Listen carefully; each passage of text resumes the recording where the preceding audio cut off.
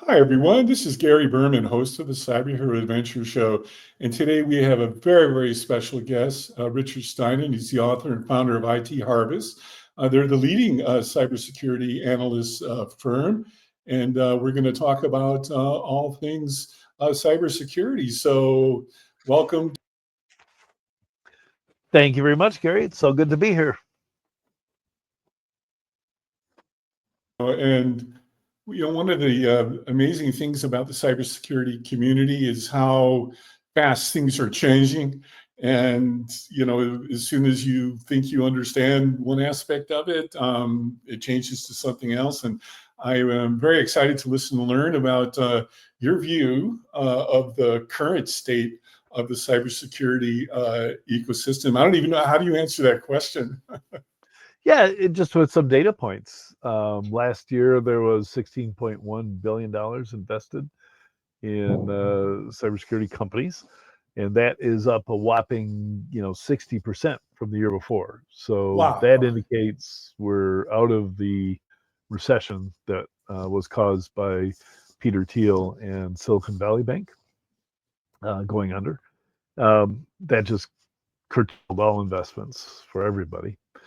So we're out of that. That's behind us, and you could see that until recently in the stock market as well. Some of the cybersecurity stocks were up 300%, CrowdStrike in particular, since those dreary days. So, and the number of if you think about it, well, you can't think about it because I'm the only one who has the data. But every year I produce the Security Yearbook, and in it I have all the funding rounds and all the M&A activity. And I also track business failures. So every single year, there are roughly 300 to 450 acquisitions. And this is an industry that's got 4,000 vendors in it, right? So we're talking almost 10% are acquired every year. And every year, about the same number get funding. So some of those are startups, some are late stage startups. And every year, about 200 have to be taken out of our database in the book. So it gives you a feeling of the dynamicism of the industry. It's moving extremely quickly. So, and it's not consolidating. So despite the number that are acquired and the number that go out of business, like 600 total, there are always more security vendors, right? And that's because there's so much interest in funding them. And you can't forget that the reason this industry is like that is that we are fighting bad guys. So threat actors are driving this industry. If they went home, then the innovation would stop. And we'd So, all I mean, since, forgive the interruption, on a scale of 1 to 10, if you want to get quantitative about it, what are the probabilities of threat actors going away? Right now, I believe that it's higher than it's ever been.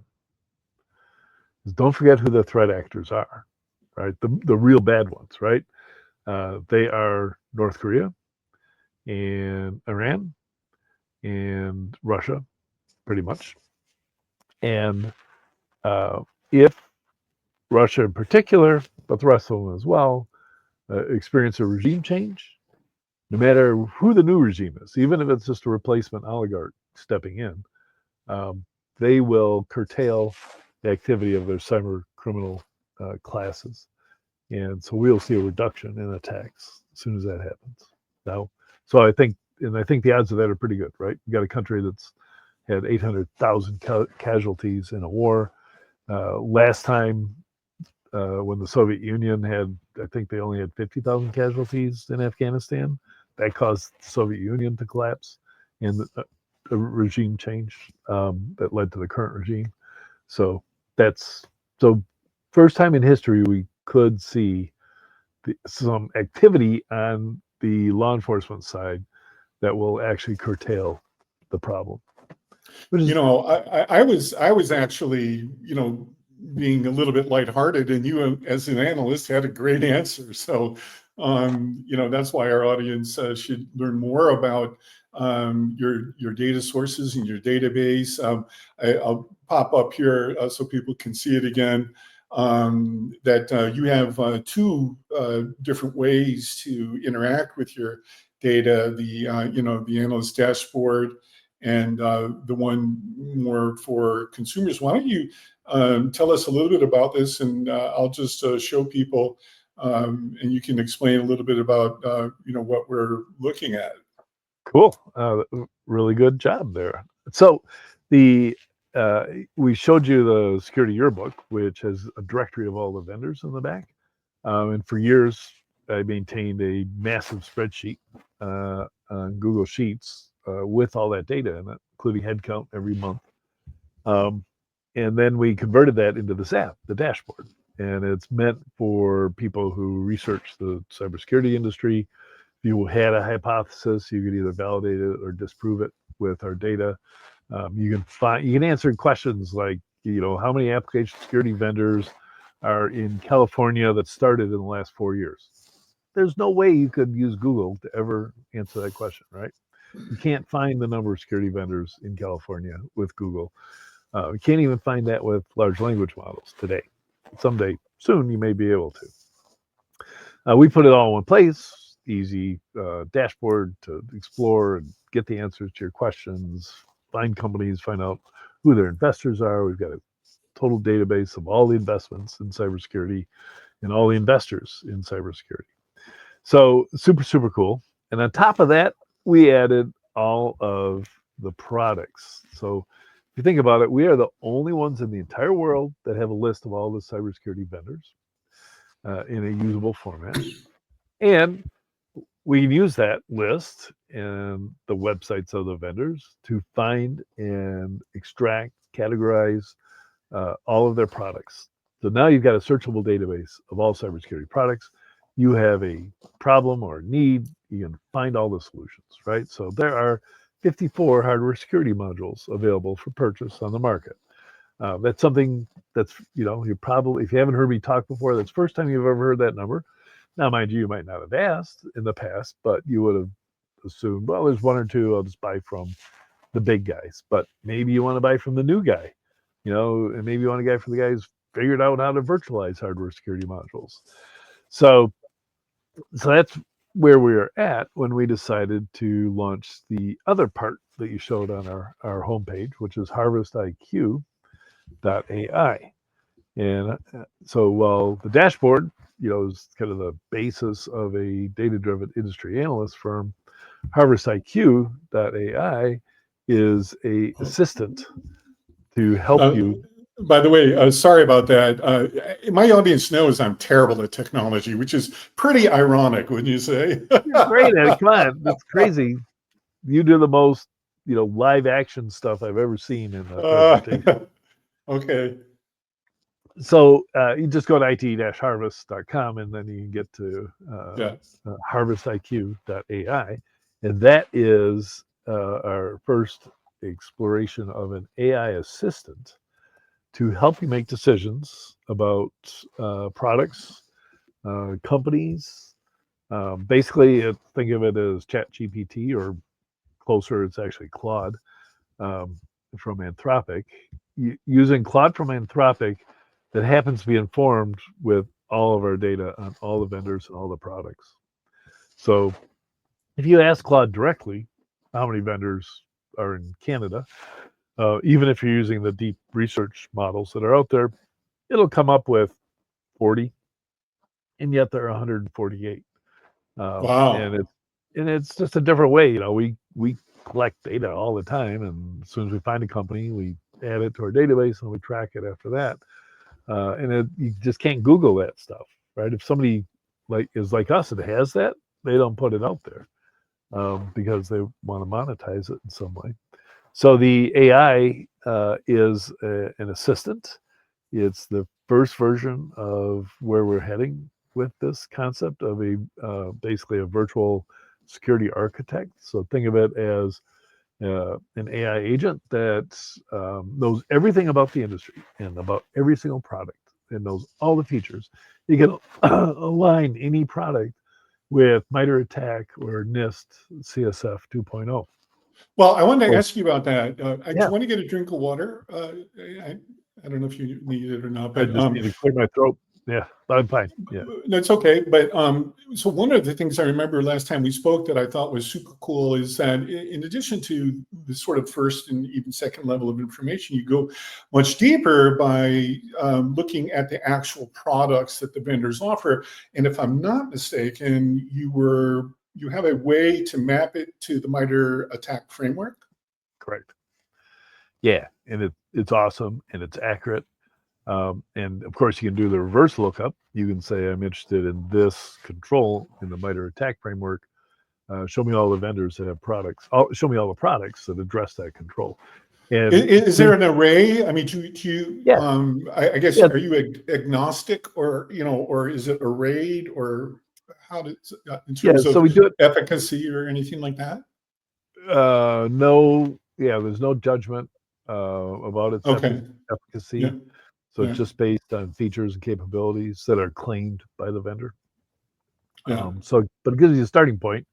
If you're looking for a particular defense, you look at Mitre Att&ck. If you're looking for a particular control for NIST, same thing. There's lots of those. And then we just added the CIS controls as well. We can Oh, add great. anyone. Yeah. Yeah. So a lot of demand. That's what started getting attention from CISOs when we could do that, and for the dashboard. So, well, let me ask you about that. You mentioned CISOs. You and I spoke a while ago about kind of a project that I'm involved with regarding virtual and fractional CISOs, and the problem that we're looking to help solve is that there are several. One is just for the first time layoffs in cybersecurity at a high level.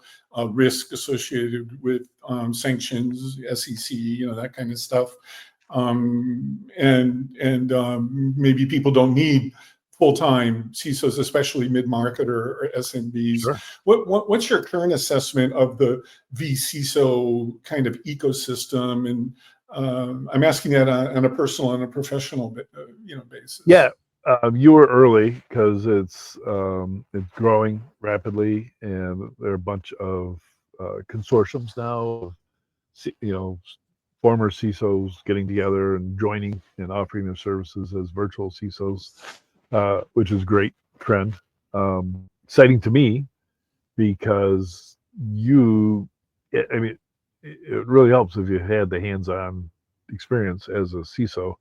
But armed with Harvest IQ, you could multiply the amount of business you could do and the work you could do by a factor of 10, right? Wow. You can ask it, you can say, hey, we're a company of 150 people. We manufacture pie tins and we sell them globally. What is a good security stack for us? And it'll give you a security stack, at each layer. Wow. And it'll surprise you because it doesn't just say Palo Alto and CrowdStrike and somebody else for data. It doesn't do that. It actually picks ones that seem fit to your size and industry. Wow. Are there any, from your perspective, what are the, what liability, if any, does your system have, maybe not giving, the best answer, or, excuse me, something like that? Yeah, I think it's fairly low, right? It gives good answers, so that helps. I guess there should be a prompter beware sign, right? It's the same as it doesn't hallucinate, so that's good. Well, But that's huge, actually. yeah. We started learning, right away about using ChatGPT. We got hallucinations in the beginning that were really hilarious. Well, you were an early adapter as well. I mean, for sure. Yep. We had a chat bot. Actually, we used ChatGPT via API access and totally populated our entire database with 3,000 descriptions of companies, which is a task Wow. that was staring me in the face but I can write a description of a company. It would just take me 45 minutes to do it because I'd overthink it. And ChatGPT did it in about 68 hours, I think it was, and cost Wow. $450. For all We did that. 2,000 Oh, companies? yep, it's Oh, 3,000. wow. Yeah, Oh my um, gosh. that was 3 weeks after ChatGPT became available. So it was the Wow. first week in January of 2023. So yeah, we jumped on it right away and haven't looked back, man. It's the sky's the limit. Imagine where Harvest IQ is going to go. And I've written this up in my Substack that we really want this to be a staff augmentation play, right? You're going to hire a security architect from IT Harvest. It, I haven't decided if it's available 24/7 because it's so powerful that would be a one-time sale, right? If people would buy it, then they'd have infinite resource. Oh, that's interesting. Yeah. So we're probably going to come up with a model that treats it like a human that you just hired. You get 40 hours a week, and you can fill up the schedule as much as you want with lunch breaks, right? You only get 8 hours a day, and as soon as you get frustrated with having to schedule too far out because you want answers now, you have to hire a second security architect. And so But you, in addition to virtual, you have amassed, a great team of folks, right? oh, absolutely, yeah. So yeah, we can help, and right now it's a good way because we understand our model and our data, so we could ask really good questions to get the correct answers. I mean, I could go back to work. Somebody suggested I do this. I could go back to work as a consultant right now, right? Wow. I could do security assessments of your existing or assessments of your existing stack and identify gaps and overlaps. And Do you have I could, to, in order to do that, forgive the interruption, sorry, yeah, in order to do that, do you have to have like remote access to, the no, client's systems, or no. how do you do that? Yeah, they would just provide me their current, spreadsheet of however they keep track of their products. Just tell me the products, Oh, and okay. I'd go to town. Now, normally, if I did this in real life, before I had the assistant available, I'd go to their office and interview people, and I'd charge them $100,000 for 6 weeks worth of work. Now I could turn around in a week, and I'd still charge 100,000, or they could just buy the damn tool and do it yourself. Use Well, an what intern. is it since you're bringing up money? What are can you describe Yeah, publicly yeah. the So yeah, costs? Or, for $18,000, you get a seat for accessing the dashboard, and that comes with the ability to chat with the assistant as well. So that's it's an annual subscription? yeah, annual subscription. Compare that to Gartner, which is about 90,000, and you can see the value right there.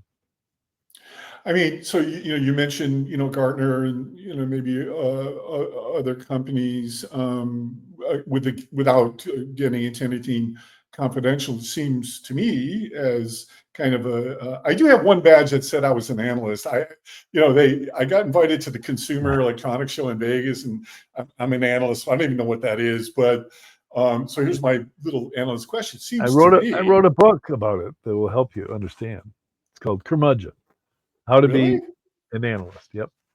Oh, how funny. All right. Look, you're never too old to learn. Oh, you'll love it. So thank you. And so seems to me that you would be, again, if you can't say anything or, I'm way off base, let me know, an amazing addition to some, conglomerate or something, some big consulting company or something like that. Is that anything that Um, is possible or I don't. I wouldn't. It would take an awful lot to get me to even think about it because I did work at PwC, and that's a really really hard job. That I is bet. 100% of every week you're on the road, Wow. and not very many marriages survive that. Yeah, no doubt. Wow, that's interesting. So how does our audience get more information or to request? We saw on your website, request a demo. Yeah. So just go to it-harvest.com, and that will lead you in a couple directions.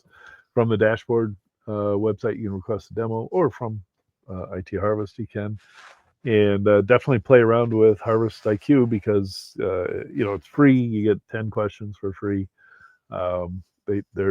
They're very expensive, so you can understand why we charge $159 a month for Harvest IQ. But we encourage you to sign up because then you can just sit there all day asking questions. You can answer questions for other people. You can set up a little, hey, $10. Wow. I'll answer your Wow. questions. So that we don't care if you're doing that. That's fine. What a game changer all this is. I mean, you hear Oh, about all the frontier models and all that, and they're getting so intelligent and close to AGI and all that. And one of the questions that I think a lot of people ask is, well, how do you incorporate that into a business? And man, have you got a beautiful solution? yeah. I'm a big proponent of, or most interested in applied AI. Right. And I think we've already reached that, right? All the different models are, different things that you can plug in, right? So you build your own application with the ability to quickly swap out models because you're constantly evaluating which is best for your solution, and which is exciting. It means practically every couple of weeks there's new models to play around with and check out. Every couple Yeah, hours. I yeah. follow this stuff really closely. I'm Good like for you. a late bloomer, but it's really unbelievable. Yeah, it is quite amazing, and it's easy to predict. And this actually, I was at a conference a year ago, and somebody from one of the foundational model companies got up and said, we assess that the increase in intelligence, however you measure it, per year is right now it's a straight line on a logarithmic scale, basically doubling every 12 months.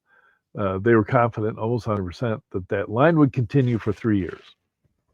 And I went back to that same conference this year, and the same person said that they don't see any slowdown, and it'll still be another 3 years of not it doesn't go up by a factor of 2, it goes up by a factor of 10 every 12 Yeah, months, I which buy is that. amazing.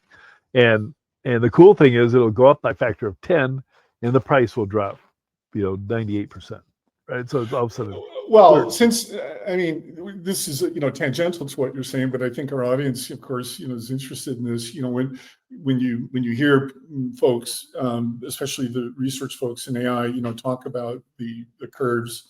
One of the questions that always comes up is, I say, what does this mean for humans? In their employment, and the trope, the recurring thing you hear is that it's going to supplement people and stuff like that. But it seems to me like this is getting towards, in certain careers, replacing coding. Yeah, I mean, I think it's coding, especially, is a great example of augmentation, right? You need somebody today, anyways. You need somebody to conceptualize what they want the code to do and ask for the code to do it. So yeah, you don't need 90% of the people that you have coding anymore. You just need a good take your, what do they call them, 10x programmer, and just give them all these tools, and now they're 1000x. yeah, right, Yeah, exactly. that's for sure the way it's going. You could argue the same is happening, or could happen, with writing. Certainly copywriters, that I see that all the time. I haven't read a book by an AI yet that's worth reading, because something about the words that they string together are just so banal. It's like, I'm not interested. You didn't pull me in right away. So, but that'll change too. Yeah, same with music creation, right? Could be coming that. Well, I mean, look behind me, Oh, comics. right. Yeah. I Gosh, mean, you should be creating comics. Like, you should put out a full comic out every day, right? You could just increase your volume. see which one hits, and boom, you're in business creating a comic. You'd have to give up on a lot of stuff, but you're still doing the creative part. You're still coming up with the plot, the characters, the guiding the AI and creating it. So yeah, I think it'd be great.